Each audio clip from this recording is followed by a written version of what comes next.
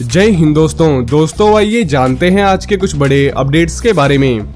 तो दोस्तों, गुजरात से एक बड़ी खबर सामने आई है। यहाँ भारतीय जल क्षेत्र में एक पाकिस्तानी नाव को रोका गया है जिस पर 10 लोग सवार थे। इन सभी को पकड़ लिया गया है। जानकारी के मुताबिक इस नाव का नाम यासीन बताया जा रहा है जिस पर पाकिस्तानी नागरिक सवार थे। इस ऑपरेशन को भारत के कोस्ट गार्ड शिप अंकित ने अंजाम दिया है। ये घटना 8 जनवरी की रात की बताई जा रही है। यह कोई पहला मामला नहीं है जब पाकिस्तान की नाव को भारतीय जल क्षेत्र में पकड़ा गया है। इससे 2 दिन पहले शुक्रवार को सीमा सुरक्षा बल BSF ने पंजाब के फिरोजपुर जिले में सीमा चौकी के पास एक लावारिस पाकिस्तानी नाव को जब्त किया था। फिरोजपुर पाकिस्तान के साथ इंटरनेशनल बॉर्डर के निकट होने के कारण एक संवेदनशील जिला है। इससे पहले पाकिस्तान के कई ड्रोनों ने जिले में भारतीय सीमा में सेंध लगाई है। BSF के एक सीनियर ऑफिसर ने कहा कि लकड़ी की नाव को 136 बटालियन के जवानों ने इंटरनेशनल बॉर्डर पर DT मॉल सीमा चौकी के पास पेट्रोल के दौरान देखा था। वहीं हर बार फ्यूचर की कल्पना ऐसी हो जाती है जिसके बारे में बहुत से वैज्ञानिक पहले ही सोच चुके होते हैं, लेकिन आम इंसान कहीं न कहीं कल्पना कर रहा होता है कि काश ऐसा हो जाए। ऐसा कितने ही लोगों ने सोचा होगा कि काश ऐसे कोई मशीन आ जाए जिसे इंसान बस अपनी पीठ पर टांगे और उड़ता चला जाए। तो दोस्तों, जो आप सोच रहे हो वो सच है। एक मरीन के जवान का वीडियो वायरल हो रहा है। इसमें वो इस जेट पैक के जरिए उड़ता हुआ दिखाई दे रहा है। इस वीडियो में समुद्र की लहरें काफी तेज है। वो इसी के बीच एक छोटी से शिप से उड़ान भरता है और दूसरी ओर शिप में चला जाता है। लहरें काफी तेज हैं, लेकिन वो बिना इनकी परवाह किए आराम से दूसरी शिप की ओर उड़ता चला जाता है। फिर वो अपनी बाहें फैला लेता है और फिर उस शिप पर आराम से लैंड हो जाता है। दोस्तों, इसे जेट पैक्स कहा जाता है और यह एक तरह से फ्यूचर का मोटरसाइकिल है जिसे इंसान अपने कंधे पर टांगेगा और सफर तय करना शुरू कर देगा। वहीं कश्मीर का कुपवाड़ा जिला, जहां की ठंड के बारे में सोचकर ही शरीर कांप उठता है, खून जम जाता है और हड्डियों में गलन महसूस होने लगती है। लेकिन यह ठंड और भारी बर्फबारी ना तो भारतीय सेना के हौसले को डिगा सकती है और न ही उन्हें एक पल के लिए हताश कर सकती है। बल्कि कुपवाड़ा से जो वीडियो सामने आया है उसमें भारतीय जवान ऐसे दिख रहे हैं जिसको देखकर किसी का भी सीना गर्व से चौड़ा हो जाए। भारतीय सेना की ओर से जवानों का डांस करते हुए वीडियो को शेयर किया गया है। भारतीय सेना की तरफ से ट्वीट किया गया है।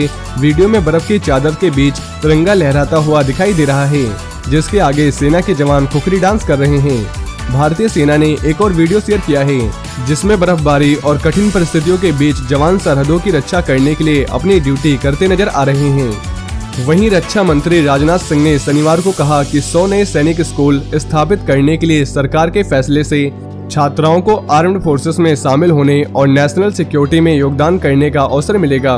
ऑनलाइन सम्मेलन में एक संबोधन में सिंह ने कहा, सरकार सशस्त्र बलों में महिलाओं की भूमिका बढ़ाने के पक्ष में है और इस दिशा में कई कदम उठाए गए हैं, जिसमें सैनिक स्कूलों में उनकी एंट्री का रास्ता साफ करना और महिला अधिकारियों को स्थायी कमीशन प्रदान करना शामिल है।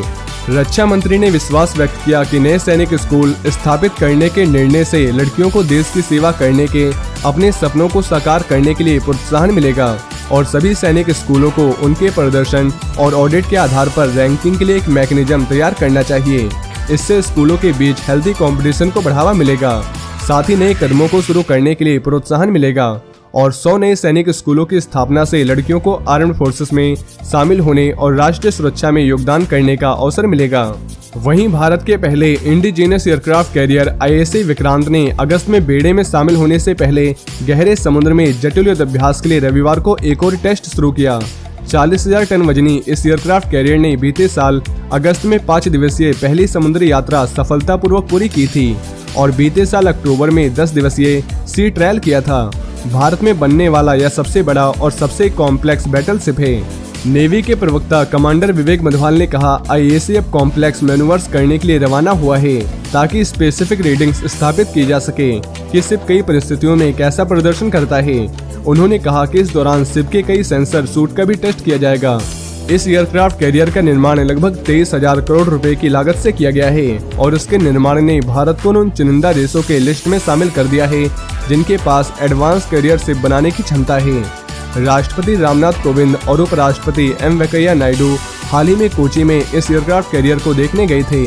कमांडर मधवाल ने कहा, 2 हफ्ते से भी कम समय के अंदर राष्ट्रपति और उपराष्ट्रपति की लगातार 2 हाई प्रोफाइल यात्राओं के बाद IAC विक्रांत का अगले सेट का समुद्री टेस्ट किया जा रहा है। तो दोस्तों ये थे आज के कुछ बड़े डिफेंस अपडेट। इसके अलावा अगर आप भारतीय सेना से जुड़ी ऐसी और भी जानकारी जानना चाहते हैं तो आपको हमारे इस चैनल पे मिल जाएगी। और ये वीडियो अगर आपको पसंद आई हो तो वीडियो को ज़्यादा से ज़्यादा शेयर करें और चैनल को सब्सक्राइब करना न भूलें। जय हिंद, जय भारत।